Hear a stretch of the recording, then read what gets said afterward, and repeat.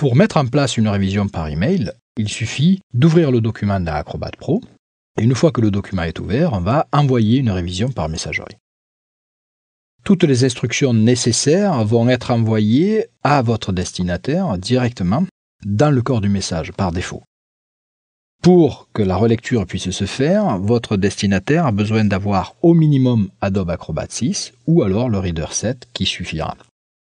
Les interfaces utilisateurs ne seront pas forcément les mêmes en fonction des versions du Reader. S'il s'agit du version 7, 8 et 9, il s'agira d'une barre d'outils différente, mais le fonctionnement restera identique. Depuis la version 10, l'interface du Reader est similaire à l'interface de Acrobat. Donc, premier point, c'est commencer à sélectionner le contrat, le document en question, et l'envoyer au carnet d'adresse. Donc, pour l'envoyer au carnet d'adresse, on va sélectionner toutes les personnes à envoyer et on va directement les activer. Donc, une par une. Dès cet instant-là, on va pouvoir valider. Toutes les personnes vont pouvoir être dans la boucle et on va faire suivant pour envoyer. Alors là, je ne vais pas le faire dans la mesure où la première messagerie a été envoyée.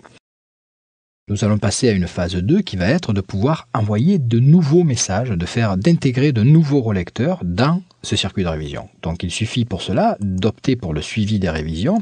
Et vous voyez, dans les révisions, alors on va fermer, on va réduire tout, on va ouvrir simplement les révisions et les révisions envoyées. On a diverses révisions en cours. Pour l'instant, contrat a été envoyé et donc on sait déjà qu'on l'a envoyé à ces 3 personnes. Donc on va pouvoir l'envoyer à relecteur, un nouveau réviseur. Donc on va pouvoir continuer à partir de cette interaction ici. La même chose que tout à l'heure, à part que on va continuer à surcharger, à compléter cette première liste de révision. Donc on va faire suivant, et ici dans le carnet d'adresse, on va simplement inviter relecteur. OK.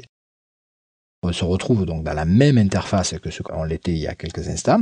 Là on l'envoie, toutes les informations sont explicites et on envoie l'invitation. Donc maintenant, le message électronique est parti.